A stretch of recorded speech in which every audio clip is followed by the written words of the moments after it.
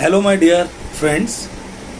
Welcome you all in the video or in the new initiative of self-study for UPSC Crack It initiative, that is daily UPSC learning answer writing session.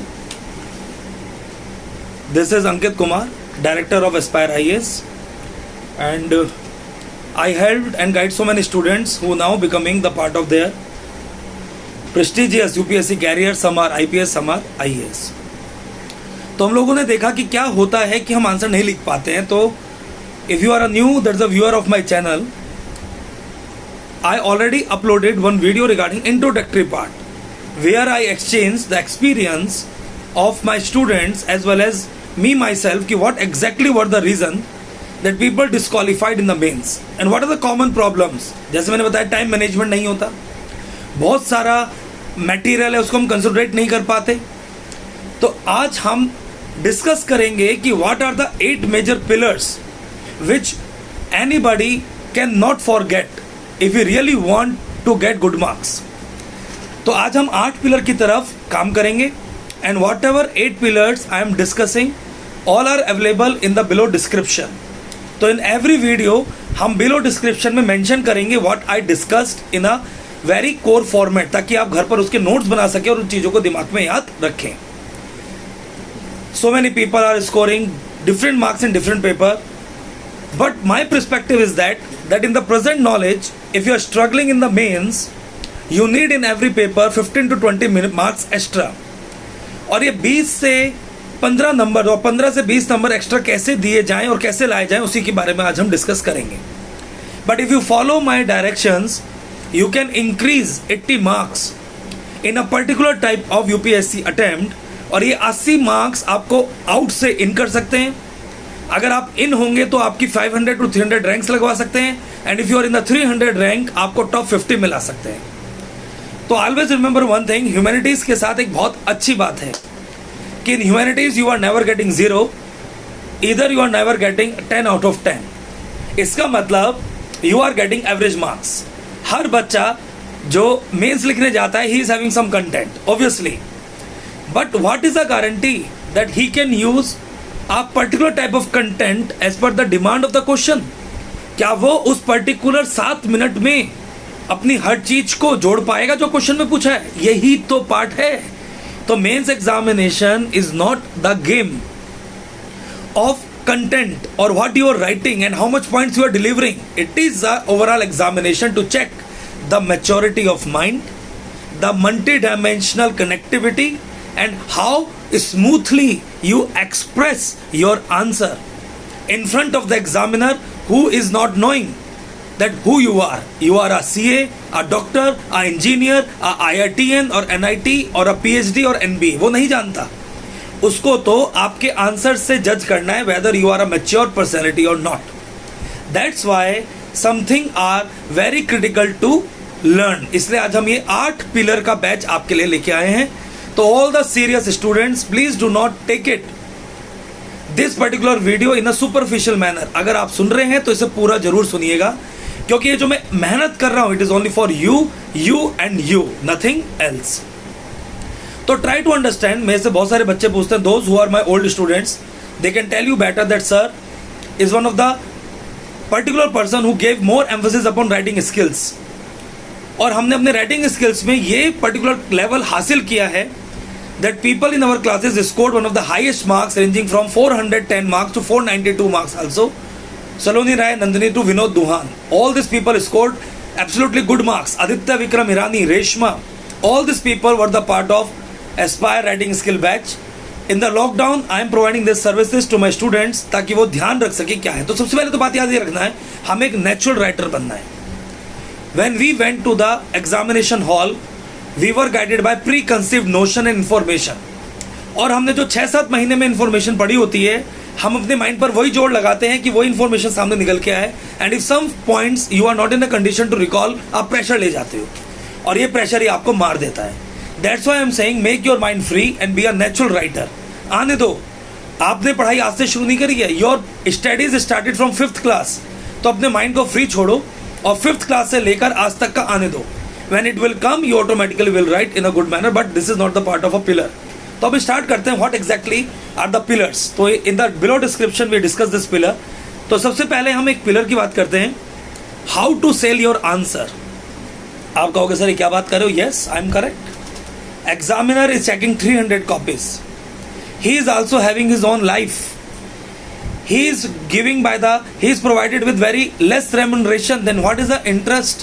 He can check your copy with the stupid writing, with the haphazard shortcuts, and that is a very bad writing to read also. That means we should know the art to sell the answer. अब cell कैसे करते हैं? UPSC arena में कुछ लोग इसको introduction बोलते हैं. मैं इसे इंट्रोडक्शन नहीं बोलता हूँ, मैं इसको स्टार्टिंग बोलता हूँ.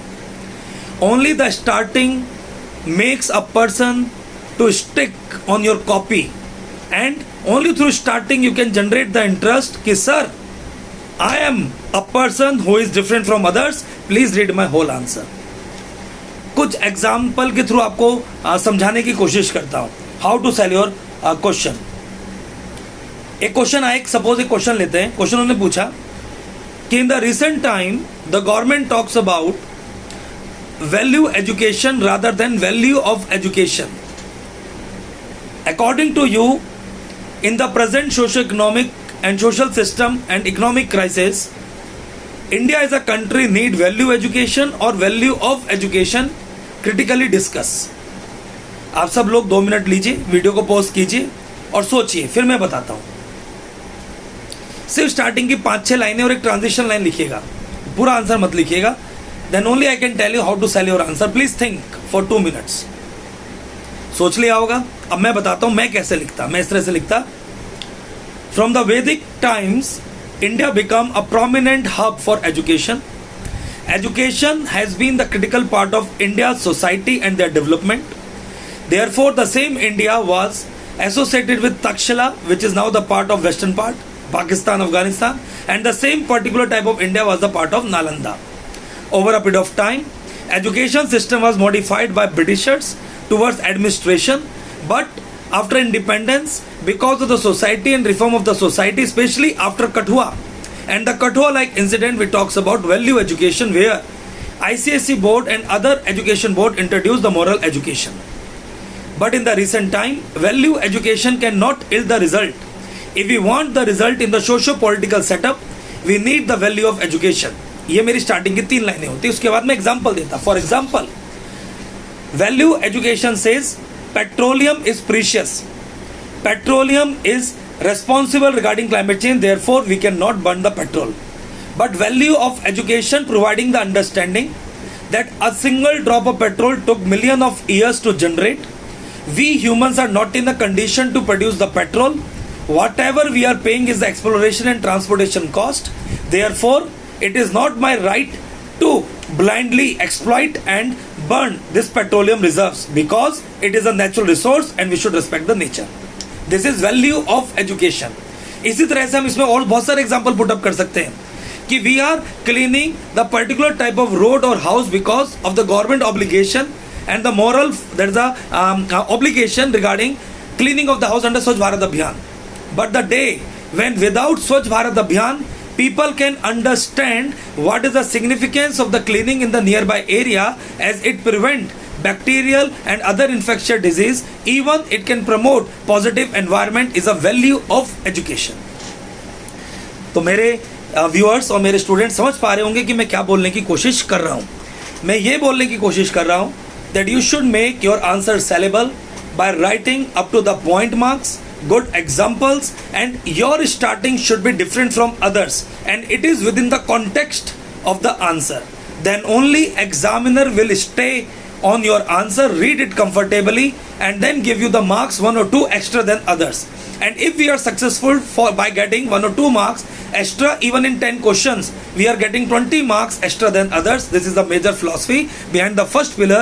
You should know how to sell your answer. हमें पता होना चाहिए हमें अपना आंसर कैसे बेचना है, क्योंकि there are more than 50,000 seller who are selling their answer to the examiner, और उनमें हमें top 100 seller में आना है. समझ गए होगे आप मेरी बात, है ना. जैसे बाजार में जाते हैं तो डिफरेंट शॉप्स है सीपी में, किसी ने एक पर्टिकुलर टाइप ऑफ बॉडी के ऊपर क्लॉथ लगा रखे, किसी ने 50% डिस्काउंट लगा रखा है, किसी ने लिख रखा है 2 क्लॉथ खरीदो 1 फ्री। तो ये अलग अलग मेथड है सेल करने के। ऐसी हमारा मेथड है by providing a very good introduction or starting with some facts and some example to make the examiner that our answer is different, our thinking pattern is different. ये हमारा पहला part हो गया। Second part, small is good to impress. आप बोलोगे sir ये क्या बकवास कर रहे हो, small is good to impress. Small मतलब never write long sentences, never express more. हम लिखते लिखते बह जाते हैं, हम लिखते लिखते डूब जाते हैं और हमें पता ही नहीं चलता कि हमने बड़ा लिखा। अब एक एग्जांपल लेते हैं। राम के फादर प्रसाद ने बोला, पापा ने बोला बेटे से, बेटा कहाँ जा रहे हो? 3 तरह के लोग। पापा मैं वहाँ जा रहा हूँ मोहन के साथ, मोहन के बाद हम मंदिर जाएंगे, मंदिर के बाद वहाँ घूमते हुए जाएंगे, उसके बाद हमें एक जगह काम है, उसके बाद हम वापस आ जाएंगे। ओके। दूसरा बच्चा, फादर बेटा कहाँ जा रहे हो? पापा मैं बाहर तक जा रहा हूँ, थोड़ा घूमूंगा, उसके बाद शायद आगे प्लान बन जाए, क्या पता मैं आ भी जाऊँ, क्या पता आपके लिए गोलगप्पे लाऊं। तीसरा, पापा बेटा कहाँ जा रहे हो? पापा मैं बस बाहर तक जा रहा हूँ, 2 मिनट में लौट के आया। किसकी बात अच्छे से समझ में आई, जिसने बड़ा लिखा या जिसने छोटा कहा? छोटा कहा। This is a requirement of the job also. When you people can become administrator, your main work is management. Every day you people can read so many files and write the notings, and noting should be very small, and that small noting should be expressive. So please understand my concern. So many people after writing the heading then write 2-3 points or 2-3 lines. Some people are writing paragraphs and they are extended their sentences. 3 negatives. Number 1, longer the sentences, higher the chance of grammatical and sentence formation mistakes. We are the part of this country and we are not having proficiency in the English. ये taboo नहीं है, लेकिन इसका solution भी है। छोटा लिखिए, error कम होंगे। Number 2, when we are writing the long sentences, we somehow dilute the overall crux of the point. तो ज़्यादा बड़ा लिखने से ओवरऑल टारगेट था वो डाइल्यूट हो जाता है, इससे बचना है। और लंबा लिखने से हम एग्जामिनर को बोर कर देते हैं। आप बोलते हो ना एक मूवी बड़ा फास्ट जा रही है, हमने एक सीरीज देखना शुरू करा लास्ट किंगडम, बड़ी फास्ट जा रही है क्योंकि बड़े छोटे छोटे से इवेंट से जल्दी जल्दी आ रहे हैं, हमें मजा आ रहा है। एक मूवी देखनी शुरू करी अभिषेक बच्चन की रावण, जैसी देखनी शुरू करी बड़ी बोर चल रही है, धीरे धीरे चल रही है, हम थक गए, भैया हो क्या रहा है, रोना निकल गया। क्यों? बड़ा लिख रहे हैं। तो अभी तक आप मेरी बात समझ गए होंगे। तो यहीं पर ही पॉइंट उठता है कि सर आंसर को कैसे लिखा जाए। तो भाई ये कोई जनरल रूल नहीं है।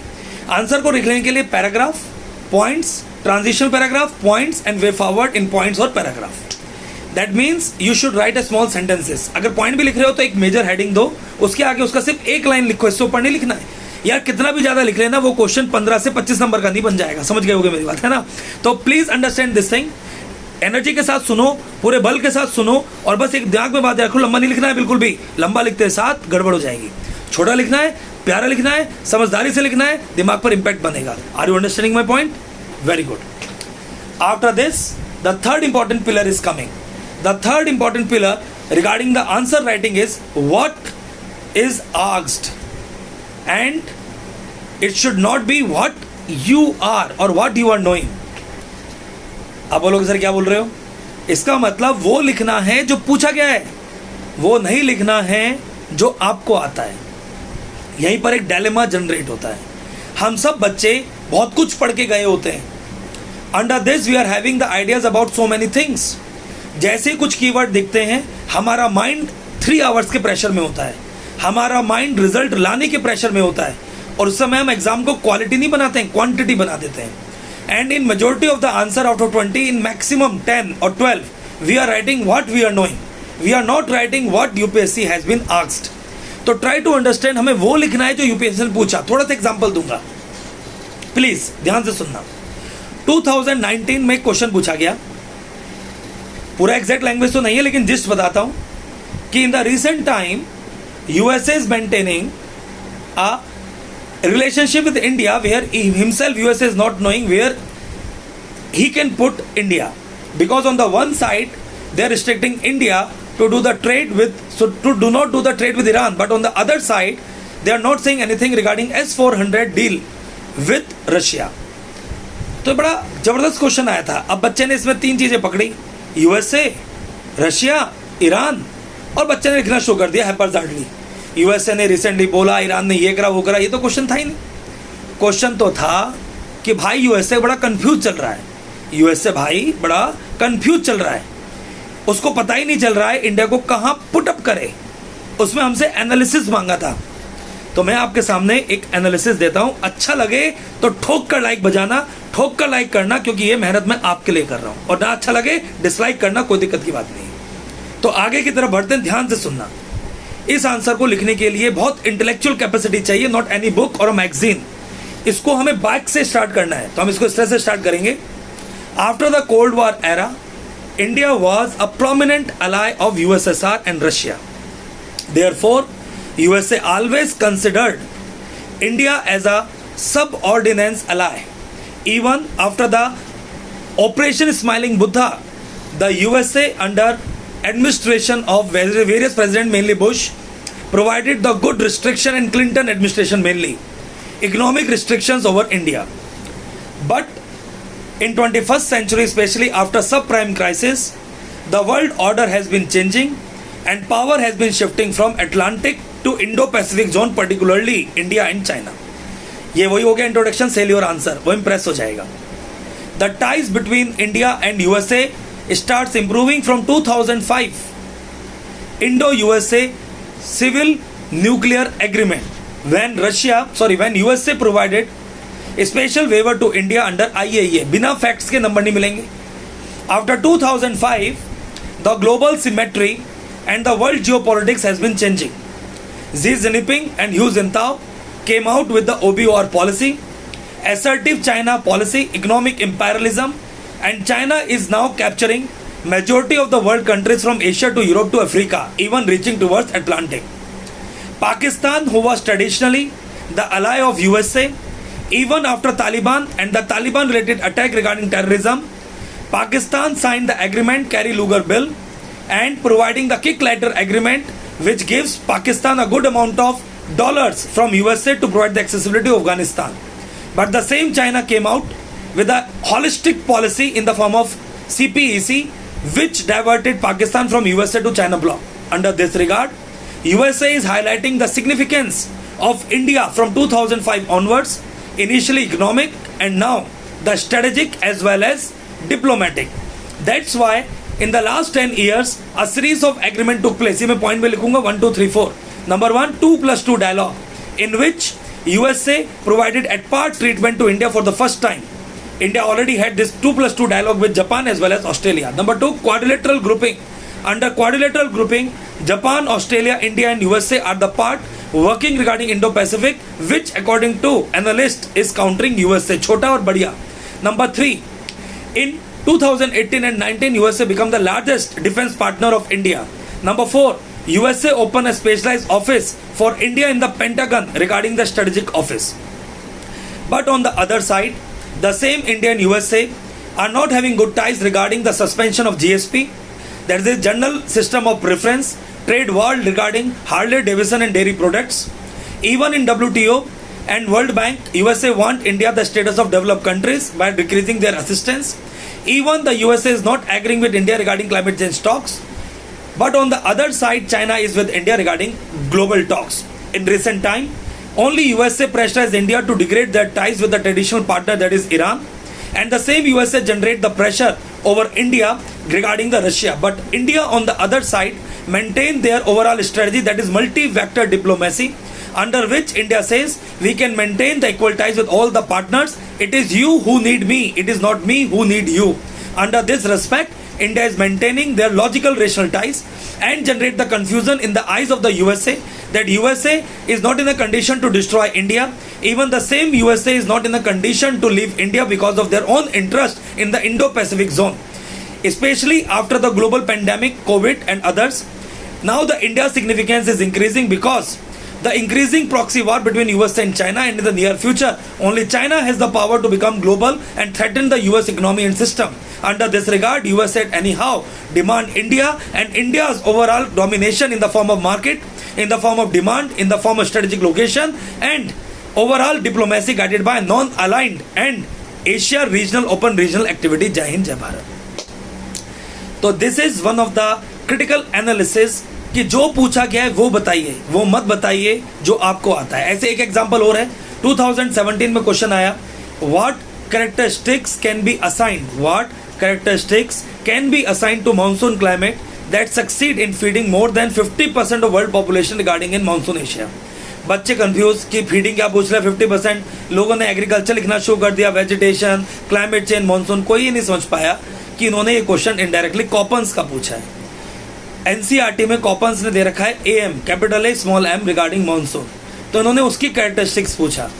अरब लिखते सबसे पहले, फिर कॉपन्स लिखते, कॉपन्स की क्लासिफिकेशन का बेस लिखते, उसके बाद लिखते एम, एम की कैरेक्टरिस्टिक्स लिखते, किस किस महीने में पानी बरसता है, रिट्रीटिंग मानसून क्या होता है, कितना सेंटीमीटर कहाँ होता है, देन इंडिया का डायग्राम बनाते, उसमें पैटर्न ऑफ इंडियन मानसून दिखाते। एशिया पूछा है तो Australia, Malaysia, India, even pre monsoon showers दिखाते जो तंजानिया, केनिया, नाइजीरिया में होते हैं, इवन इन द इंडोनेशिया होते हैं। फिर इससे एसोसिएटेड वेजिटेशन, एग्रीकल्चर ये दिखाते। फिर इसके अलावा पैटर्न दिखाते कि इसकी वजह से एक्यूफर्स कहाँ कहाँ आते हैं, फ्लड कहाँ पर आता है, ड्रॉट कहाँ आता है। इस तरह से एनालिसिस करना था कॉपन को बेस बनाकर। तो आप बच्चे कहीं ना कहीं समझ पा रहे होंगे। तो ये हमारा थर्ड और सबसे इंपॉर्टेंट फीचर है, you can write what they ask, you can not write what you are knowing. Now the fourth, that is the feature, correlation and multi dimensional approach. ये खतरनाक चीज होती है कोरिलेशन। ये बहुत सारे बच्चे कर पाते हैं, बहुत सारे नहीं कर पाते, लेकिन करना पड़ेगा। कोरिलेशन क्या होता है, how we link one thing with other. अगर वुमेन पे टॉपिक आ गया, एग्जाम्पल दे रहा हूं, अगर वुमेन पे टॉपिक आ गया तो कोरिलेशन क्या कहता है, ध्यान से समझना। मुझे वुमेन का टॉपिक आते साथ आर्टिकल 14-15 पॉलिटी से याद आना चाहिए, आर्टिकल 23-24 याद आना चाहिए, आर्टिकल 39 एंड 43 याद आना चाहिए। इसके अलावा मुझे article 40 Panchayati Raj and 73rd amendment act भी याद आना चाहिए। इंटरनेशनल में मुझे बीजिंग प्लेटफॉर्म फॉर एक्शन याद आना चाहिए, मुझे यूएन वुमेन याद आना चाहिए, he for she and 1 billion rising campaign याद आना चाहिए। सोशोलॉजी के अंदर मेरे को तुरंत याद आना चाहिए वैदिक period, social exclusion and overall schemes by the government of India. Under this हम सुनेंगे नारी की बात, that is total empowerment of the women campaign. इसी तरीके से मुझे ज्योग्राफी के अंदर वुमेन से रिलेटेड कुछ एग्जाम्पल याद आने चाहिए जहां पर वुमेन की वजह से एग्रीकल्चर बढ़ा। इसके अंदर मुझे सेल्फ हेल्प ग्रुप के एग्जाम्पल, गुदुमश्री सेवा ग्रुप याद आ जाना चाहिए। इस तरीके से वुमेन के अंदर मुझे तुरंत ये भी याद आना चाहिए जैसे वुमेन आए कि what exactly are the legislation in our country to protect the women, national commission for women. इस तरह से मुझे बहुत सारे डायमेंशन याद आने चाहिए। इसी को आर्ट ऑफ कोरिलेशन और मल्टी डायमेंशनल अप्रोच बोलते हैं। जैसे कि अगर कोई मुझसे पूछेगा राइस, तो मैं तुरंत बोलना शुरू कर दूंगा, rice is a tropical crop, rice is a crop which can feed 70% of the world population. Largest producer of rice is China, second largest producer is India. In India, West Bengal is the highest producer. Punjab is the largest producer of basmati rice, per hectare productive is highest. Recently, Manipur black rice is guided by the GI indicator. In Kerala, there is a unique variety of rice, Pokalli rice. In India and the world, 45-degree latitude is for rice cultivation. Po Valley River is the ultimate lever. That's the mark of the rice cultivation in the world. Rice is a major commodity of the export. Rice is a part of buffer stock. Food Corporation of India is maintaining the buffer stock in India. It is a part of Antodyan Yojana, National Food Security Act. It is sellable at the rate of 3 rupees per kilogram, 5 kilogram per person. Rice and science and technology. Rice is rich in particular type of carbohydrates and the sugars. It is also responsible regarding the production of ethanol. But under the food fortification, we inserted vitamin A in the rice, controlling the night blindness correlation. तो अगर अच्छा लग रहा हो तो यार जम के नोट्स बनाओ, जम के याद करो। और ये दिमाग में याद रखो, एक इंसान आपकी मदद करना चाहता है, इसको पॉजिटिवली लीजिए, इसको एक वीडियो की तरह मत लीजिए, इसको एक सेशन की तरह लीजिए कि हमें अपना आंसर कैसे इंप्रूव करना है और अच्छे नंबर लाने हैं। तो fourth pillar is correlation and art of multi dimensional approach to impress the examiner and to make your answer different from others. वही सेलेबल पहला पेज चल रहा है, sell your answer, sell your answer, sell your answer, तो हम उसी में भागेंगे, sell your answer. Then value addition, the fifth pillar is value addition. अब ये सबसे क्रिटिकल कंपोनेंट है। आप बच्चों को क्या करना है, एक छोटी छोटी डायरी बनानी है। एक बाजार में डायरी आती है छोटी सी, ऐसी 3 डायरी बना लो, 4 डायरी, और उन सबके ऊपर लिख दो वैल्यू एडिशन डायरी। आपके दिमाग में at a time 500 topics revolve करने चाहिए और हर टॉपिक के कीवर्ड्स होते हैं। तो मैं ये बोलूँ 500 टॉपिक्स के 500 कीवर्ड्स रिवॉल्व करने चाहिए, इंसिडेंट करना चाहिए। तो बहुत सारे लोग वैल्यू एडिशन की बात करते हैं लेकिन वो बता नहीं पाते हैं व्हाट इज वैल्यू एडिशन। तो मैं आपको बताता हूँ वैल्यू एडिशन क्या होता है।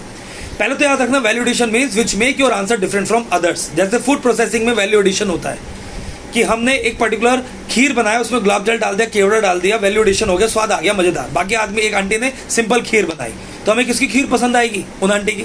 फिर तीसरी आंटी ने ये सब डाला लेकिन फ्रिज में भी रख दिया, फ्रिज में रखने के बाद उन्होंने मलाई की खुर्चन डाल दी, उनके में और मजा आ गया। और चौथी आंटी ने तो जबरदस्त पैकेजिंग कर दी, उसके ऊपर सिक्का लगा दिया चांदी का और बोला खाओ।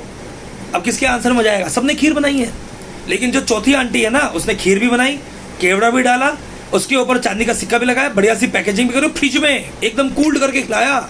ये होता है वैल्यू एडिशन। तो please concentrate, you people can focus upon value addition. Value addition में 4 चीजें आती हैं। Number 1, keywords. हर क्वेश्चन के कुछ कीवर्ड्स होते हैं जो आपको भूलने नहीं है। कि अगर सेंटर स्टेट फाइनेंशियल रिलेशनशिप आता है तो फाइनेंस कमीशन नहीं भूलना है, आर्टिकल 280 नहीं भूलना है, 268 270 नहीं भूलना है, जीएसटी काउंसिल नहीं भूलना है, इसी तरह से स्टेट फाइनेंस कमीशन नहीं भूलना है, इसी तरीके से 7 शेड्यूल नहीं भूलना है। ये कीवर्ड हो गए। तो हमने एक कॉपी बनाई, उस कॉपी में हमने हर साल को एनालाइज करके 200 टॉपिक बना लिए और उन सब 200 टॉपिक के हमने 6-6 7 कीवर्ड लिख लिए। अब जब वो क्वेश्चन आएगा तो हमें उन कीवर्ड पे ही काम करना है, because if we worked upon that particular type of keywords, our chances of getting good marks increases, क्योंकि अब एग्जामिनर को समझ में आएगा। इसी को हम बोलते हैं स्ट्रक्चरिंग ऑफ द आंसर। तो हर बच्चे को अपने एग्जाम से पहले इन चीजों पर वर्क करना चाहिए। तो मेरा अगला वीडियो इन वैल्यू एडिशन पर होगा, तो आज मैं जैसे पिलर बता रहा हूँ, तो एक पूरा लेक्चर मेरा वैल्यू की एडिशंस पर होगा, जिसमें मैं different type of keywords and how to generate and how to maintain the notes बताऊं। तो पहला पार्ट हो गया कीवर्ड्स। सेकंड पार्ट जो सबसे इंपॉर्टेंट है, दैट इज एग्जांपल्स। लेकिन एग्जांपल क्या होने चाहिए? ये नहीं जो तुम्हें पता है। Example should be like that जो आपके मम्मी पापा को भी पता हो। That means common examples which are suited to the context of the question. तो सेकंड चीज इस पर हमें फोकस करना है, दैट इज एग्जांपल्स, और वो भी वो एग्जांपल जो क्वेश्चन के हिसाब से जाए, and these are common examples. The third important thing is case studies. अब यार ये केस स्टडीज बड़ी इंपॉर्टेंट होती हैं। इकोनॉमिक सर्वे में केस स्टडी जनरली मिल जाती हैं आपको, न्यूज़पेपर मिल जाते हैं। पिछले 12 साल से इन केस स्टडीज पे वर्क कर रहा हूँ, और जब से मैं टीचिंग प्रोफेशन में हूँ, that is around 9 to 10 years, तो मैं लगातार अपने स्टूडेंट्स को एक केस स्टडी देता हूँ फ्रॉम 2010 ऑनवर्ड्स। लाइक अब जैसे रिसेंटली क्यूबा ने और रशिया ने डॉक्टर्स भेजे यूएसए में, तो यहाँ पर हमें पता होना चाहिए क्यूबन हेल्थ मॉडल। 2013 बैच से मैं टारगेट 50 बैचों में अपने बच्चों को कीवर्ड्स लिखवाता हूँ केस स्टडी के रूप में, कि जब भी कोई हेल्थ का, यूनिवर्सल हेल्थ का क्वेश्चन आए, क्यूबा का एग्जाम्पल ठोक दो। इसी तरह से स्पेशल इकोनॉमिक जोन होते हैं, ऐसे सोशल इकोनॉमिक जोन है ब्राजील में, तो जब भी स्लम और स्लम रिहेबिलिटेशन का क्वेश्चन आए, ब्राजील की केस स्टडी डाल दो regarding the urbanization and social economic zones. इसी तरीके से वाटरशेड का हम सबको पता है, रालेगांव, सिद्धि, अन्ना हजारे। इसी तरह से वुमेन एम्पावरमेंट का एग्जाम्पल हमें पता है, बांग्लादेश, यूनिस खान एंड इंडिया सेवा, Gujarat, first self help group movement. तो इस तरह से कुछ केस स्टडीज है, जैसे जीरो बजट नेचुरल फार्मिंग की है, परंपरागत कृषि योजना और परंपरागत कृषि विकास योजना इन उत्तर प्रदेश। इस तरह की केस स्टडी है हर एरिया के अंदर, चाहे वो गवर्नेंस हो। अब जैसे एपीएमसी एक्ट हट रहा है ना, सबको पता होगा, nowadays government is working upon APMC. तो इस एपीएमसी एक्ट के अंदर अगर आपने देखा, वो बार बार आईटीसी चौपाल का नाम ले रहे हैं कि ITC Choupal is a case study where APMC act was not formulated. E Choupal हर गांव में छोड़ दिया गया, फार्मर आए, अपनी कीमत पर, अपनी कंडीशंस पर उन्होंने ग्रेन्स को बेचा। तो ये केस स्टडी हो गई है ना। तो हमें वैल्यू एडिशन में केस स्टडी को जरूर याद करना है। अब जैसे ये छोटी छोटी से न्यूज़ है, अब एक बच्चे के लिए कुछ नहीं, मेरे लिए बहुत कुछ है। आईटीसी ई चौपाल में मार्केट एग्रीकल्चर रिफॉर्म्स और एपीएमसी सस्पेंशन में डाल सकता हूँ। एंड चौथा वैल्यू एडिशन होता है data. Data means numbers, figures, कितना परसेंटेज जीडीपी का बढ़ा, फिस्कल डेफिसिट कितना घटा। अब जैसे ट्रेंच है, 40,000 करोड़ हमने एमजी नायरी को दिया, 90,000 करोड़ डिस्कॉम को दिया। ये डाटा याद होना चाहिए, तो आप समझ पा रहे होंगे। Next, way forward. The another important pillar is way forward. Way forward is like a mini interview my dear friends. In all the questions you can write way forward, लेकिन अब अलग से हेडिंग डाल के नहीं लिखोगे, उसे खुद समझने दो। तो way forward is you, they जज you through your way forward. अब हो क्या, इसका मतलब in way forward you should write your positive opinion. अगर आज कोई पूछता है जुडिशियल सिस्टम फेल हो रहा है, व्हाट आर द रीजंस, हमने पूरा आंसर लिख दिया थ्योरेटिकल पढ़ के, लेकिन वे फॉरवर्ड हमारा खुद का होना चाहिए।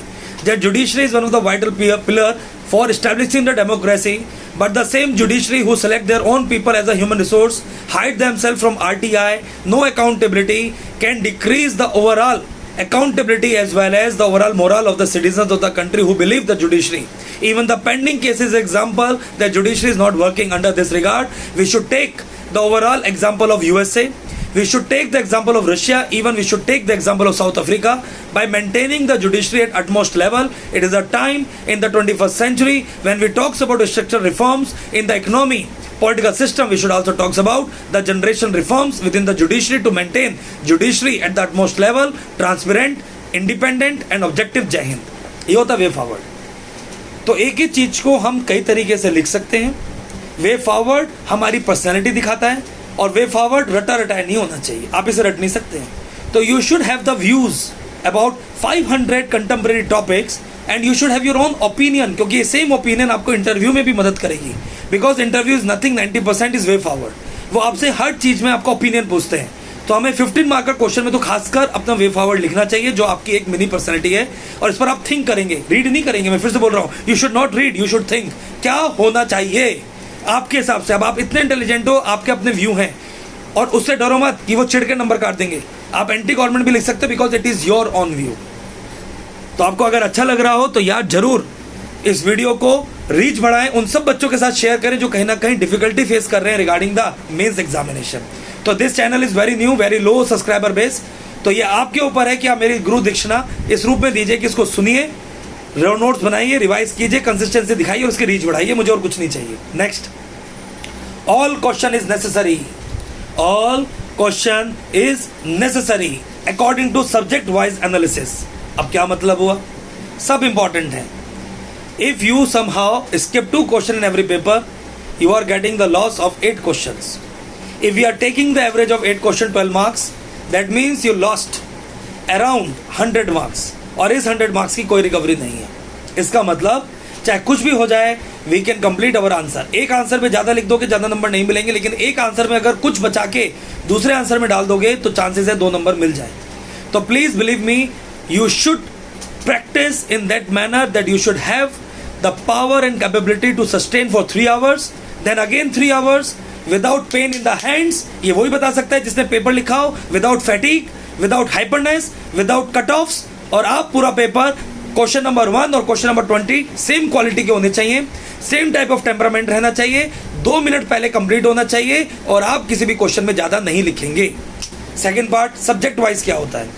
हमारे सब पेपरों में कुछ सब्जेक्ट हैं. Paper 1 world history, art and culture, social issue, post consolidation India and geography, contemporary geography and traditional geography. Paper number 2 governance, polity, international organization, international relations. Paper number 3 economy, science and tech and this thing, science and tech and environment as well as internal security.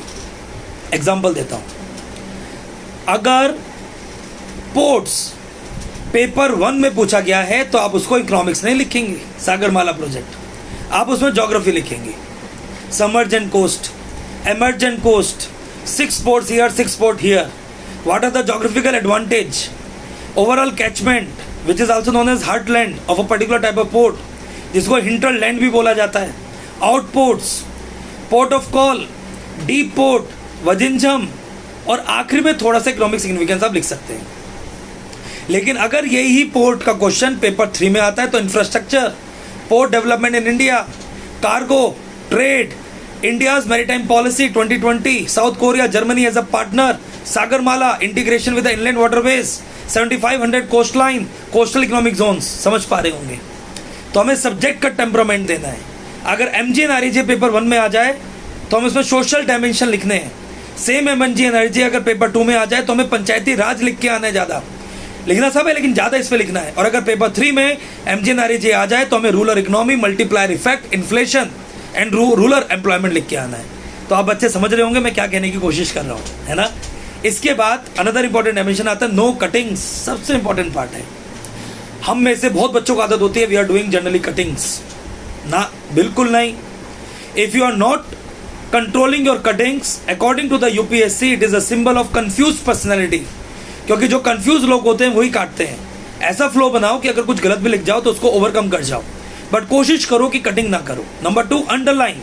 जो दिखेगा वो बिकेगा. और underline भी क्या होना चाहिए? Keyword, facts. ये नहीं कि हेडलाइन अंडरलाइन कर दी, ये ले, वो आखिर में समझ नहीं पा रहा क्या इंपॉर्टेंट है. तो अंडरलाइन दबादब करनी है, बिकॉज जो दिखेगा वो बिकेगा.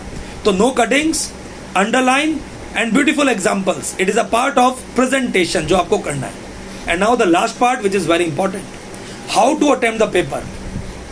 यूपीएससी 10 क्वेश्चन पूछता है 10 मार्कर के, और 10 क्वेश्चन पूछता है 15 नंबर के इन 180 मिनट्स. इसका मतलब technically we are having 7 minutes to write 10 marker question and 11 minutes to write 15 marker question, which is really a tough task. Really यहीं पर वो आपको टेस्ट कर रहे हैं under toughness, decision making, reading of the files in a minimum time, even how much faster your mind is responding. तो exam को criticize मत करो यार, यूपीएससी जान ले लेता है. यूपीएससी मिमी के हम देखते हैं यार, यूपीएससी ने गला घोट दिया, मार्क डालेगा, बच्चे की जान ले डालेगा. मत करो तैयारी. उनके तो डिमांड है कि भैया एक आईएएस ऑफिसर का वर्क बर्डन बहुत ज़्यादा होता है, एक दिन में 10 फाइल पढ़नी होती है, एनालाइज करनी होती है, साइन करना होता है, तो हमें तो ये चेक करना है मेंस के अंदर. तो यहाँ पर हमारी स्ट्रेटजी है. ये स्ट्रेटजी आदित्य विक्रम ईरानी से लेकर रेशमा से लेकर सब बच्चों ने अडॉप्ट करी, और मैं आज आपके साथ ये खुलकर डिस्कस करता हूँ. 10 क्वेश्चन ऐसे होने चाहिए जो कोई ना लिख सके. That means 10 questions are of utmost quality that nobody can write. And examiner will feel gaga कि यार क्या लिख दिया, कि रात को जाके अपनी पत्नी को बताया यार ऐसी कॉपी चेक करके आया कि मैं भी नहीं लिख सकता था. That means in that 10 questions keyword should be very good, case study should be very good, some diagrams are there, good presentation, small sentences and some data with good way forward. अब चाहे इन question को लिखने में आपको 14 minute भी लग जाए, don't worry. तो मैंने 10 क्वेश्चन लिए, 4 10 marker and 6 15 marker. 15 marker question में हमेशा ज़्यादा नंबर आने के चांस रहते हैं. तो believe me, whenever we are guiding by the small questions, there has been the chances that the number will increase. तो हमारे को शॉर्ट क्वेश्चंस के ऊपर सबसे ज़्यादा फोकस करना है, और लॉन्ग क्वेश्चन के ऊपर हमें टाइम देना है. तो हमने माना कि हम 10 क्वेश्चंस अच्छे से करेंगे. इन 10 क्वेश्चन के अंदर हम लोग 6 क्वेश्चन 15 नंबर के लिखेंगे, और इनके अंदर हम 14 मिनट भी दे सकते हैं, और 10 नंबर वाले क्वेश्चन में हम 9 मिनट भी दे सकते हैं. तो मेरा मानना यह है कि इन 10 question on an average you people can devote around 100 minutes. तो आपको 100 मिनट डिवोट करने हैं इन दैट 10 क्वेश्चंस, और ये अटमोस्ट क्वालिटी के होने हैं. और अगर मैं मानता हूँ इसमें आपको ऑन एन एवरेज 8 से 8.5 नंबर भी मिलते हैं, तो 85 मार्क्स हो गए, है ना भाई. 85 मार्क्स हमें स्कोर करने हैं 10 क्वेश्चन में. फिर हम 5 क्वेश्चन लिखेंगे which is of moderate quality. इन क्वेश्चंस के अंदर हम सीधा पॉइंट लिख देंगे, no introduction no way forward, देखा जाएगा. इन क्वेश्चंस को हमें अब 50 मार्क्स 15 मिनट्स देने हैं. 50 मिनट्स काफ़ी होते हैं 10 क्वेश्चन में. इसका मतलब 5 क्वेश्चन में हमने 10 मिनट दिए, 50 मिनट दे दिए, और 10 मिनट में अच्छा आंसर लिखा जा सकता है. और अगले 5 क्वेश्चन को हम 30 मिनट्स देंगे. इसका मतलब हर क्वेश्चन को हम 6 मिनट दे रहे हैं. अब हम इसके अंदर सिर्फ एक डायग्राम बनाएंगे, मोटे मोटा पॉइंट लिख देंगे, छोड़कर कुछ नहीं आएंगे. अब मैं एक एवरेज लगाता हूँ. 85 मार्क्स मुझे मिले किसमें, 10 क्वेश्चन में. ऑन एन एवरेज उसने मुझे 5 नंबर दिए 5 क्वेश्चन में, तो 5 5 से 25 जुड़ते साथ 110 हो गए. और अब मुझे उसने 2 से 3 नंबर दिए बाकी बचे हुए 5 क्वेश्चन में, दैट इज 10 मार्क्स. तो मेरे 120 मार्क्स हो गए. अगर मैं 120 मार्क्स चारों पेपर में स्कोर करता हूँ, मेरा स्कोर 480 आएगा. हम लेते हैं इतना नहीं आएगा, तो हम मानते हैं ऑन एन एवरेज मुझे एक पेपर में 110 नंबर मिले, तब भी आपका 440 to 450 स्कोर आ जाएगा my dear friends. 450 marks in the GS, 280 marks in the optional and 140 marks in the SA. अब आपका सिलेक्शन तो तय है एलआईडी में. अगर इंटरव्यू बोर्ड 170 दे देता है तो आईआरएस आईपीएस, और ये इंटरव्यू बोर्ड अगर आपको 200 प्लस दे देता है, टॉप 10 रैंक्स. जियो ऐश करो, एनडीटीवी आएगा, इंटरव्यू लेगा रवीश कुमार, और आपके पापा का छाती चौड़ी हो जाएगी. तो this is the overall analysis from my side which I produce for you people in the hope that you people are knowing the art of answer writing. And I am feeling privileged कि आपने मुझे सुना, अपना precious time दिया. तो हमारा एक theme है, पढ़ेगा भारत तभी बढ़ेगा भारत. और इस लॉकडाउन पीरियड में आपकी मदद के लिए मैं आता रहूँगा एंड शेयरिंग माई एक्सपीरियंस, क्योंकि मुझे अंदर से फ्रस्ट्रेशन होती है कि ये सब चीज़ें मेरे किस काम की हैं. I don't have any attempt and I even do not want to earn the money for all this things. तो there are so many channels are going on, मुझे उनसे कोई मतलब नहीं है. एंड आई एम फीलिंग कि serious students के लिए कुछ अच्छी चीज़ नहीं हो रही है. तो this video I compile for the serious students. अगर आपको अच्छा लगता है तो इसको रीच बढ़ाएं जरूर, और इस चैनल को मैक्सिमम लोगों को प्रमोट करें. In the next video I will come with the value additions and other type of concepts. तब तक के लिए वेट कीजिए, इसको एनालाइज कीजिए, और अब इसको पढ़ने के बाद आंसर लिखिए. आपको खुद महसूस होगा कि you improve some of the important parts.